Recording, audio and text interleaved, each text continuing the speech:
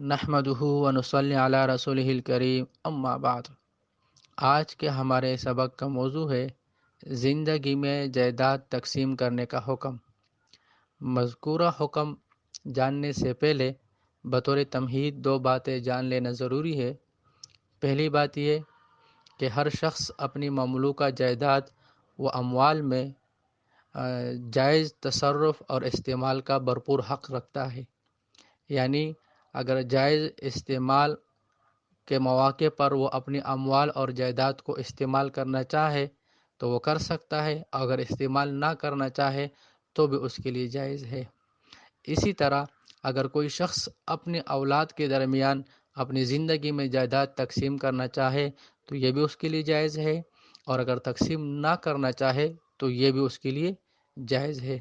یعنی یہ معلوم ہوا کہ زندگی میں اولاد کے درمیان جائیداد تقسیم کرنا یہ شرعاً واجب اور فرض نہیں۔ اگر کوئی تقسیم کیے بغیر دنیا سے چلا جائے تو گناہگار نہیں ہوگا۔ اور اس سے یہ بھی معلوم ہوا کہ اولاد کو اپنے والدین سے جائیداد تقسیم کرنے کا مطالبہ کا حق نہیں، یعنی وہ حق نہیں رکھتے کہ ان سے مطالبہ کرے کہ ہمارے درمیان جائیداد تقسیم کرے اپنی زندگی میں۔ البتہ اگر وہ خود سے اپنے دلی خوشی سے تقسیم کر لے تو جائز ہے، اگر تقسیم نہ کرنا چاہے تو نہ ان پر واجب ہے اور نہ اولاد مطالبہ کر سکتے۔ پہلی بات تو یہ ہوئی۔ دوسری بات یہ کہ زندگی میں جو اولاد کے درمیان جائیداد تقسیم ہوتی ہے تو یہ شرعاً ہبہ کہلاتا ہے، میراث نہیں۔ یعنی یہ ہبہ کے حکم میں ہے، گفٹ کے حکم میں ہے، ہدیہ کے حکم میں ہے، اس کو میراث نہیں کہیں گے۔ اس لیے کہ میراث تو اس وقت کہیں گے کہ جب مورث کے مرنے کے بعد جو اموال تقسیم ہو۔ اب یہاں پر جو اپنے اموال تقسیم کر رہا ہے چونکہ وہ زندہ ہے، اور زندگی میں جو تقسیم ہوتی ہے وہ ہبہ ہی ہو سکتی ہے، میراث نہیں۔ یہ دو باتیں بطور تمہید سمجھ لینے کے بعد اب میراث تقسیم کرنے کا حکم اور طریقہ بیان کر دیتے ہیں۔ حکم تو پہلے تمہید میں وہ بیان ہو چکا ہے کہ یعنی زندگی میں اپنی اولاد کے درمیان جائیداد تقسیم کرنا یہ فی نفس ہی جائز ہے، واجب اور فرض نہیں۔ اور اگر کوئی تقسیم نہ کرے تو اس میں بھی کوئی حرج نہیں اور نہ کوئی گناہگار ہوگا۔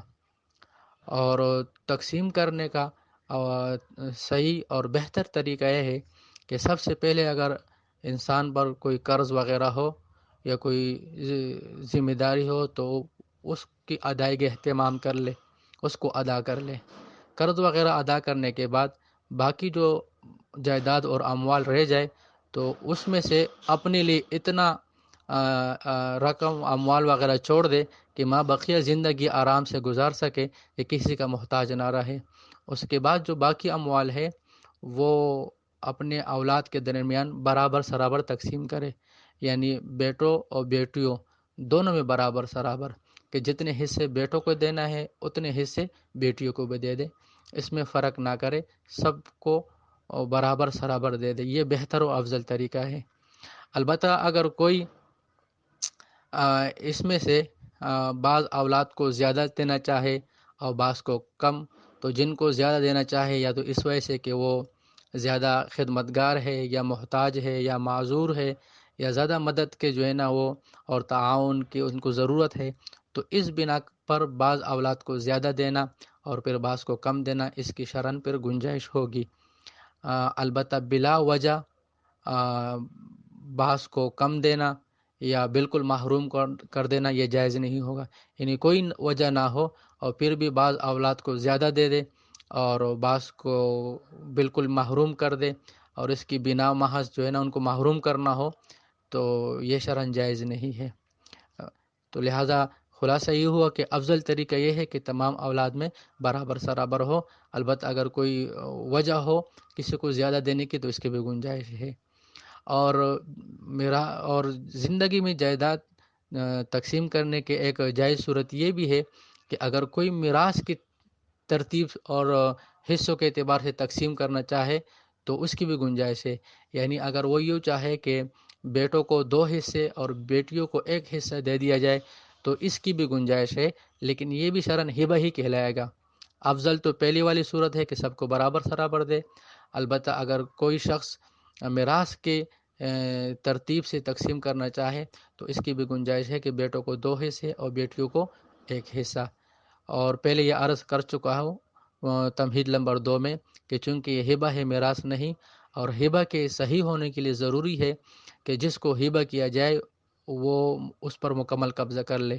یعنی اگر اولاد کے درمیان جائیداد تقسیم کرنا ہو تو جن بیٹوں یا بیٹیوں کو جو اموال اور جائیداد وہ تقسیم کر کے وہ دینا ہو تو وہ زندگی میں دے دیا جائے تاکہ ان کا قبضہ مکمل ہو جائے اور مکمل مالکانہ حقوق ان کی طرف منتقل ہو جائے۔ اور اگر صرف زبانی تقسیم ہو اور ان کو قبضہ نہ دیا جائے تو اس صورت میں پھر ہبہ وہ درست نہیں ہوتا۔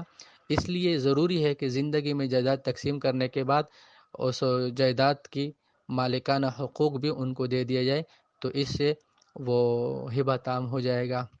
اللہ تعالی ہمیں دین متین کی صحیح سمجھ اور اس پر عمل کرنے کی توفیق نصیب فرمائے۔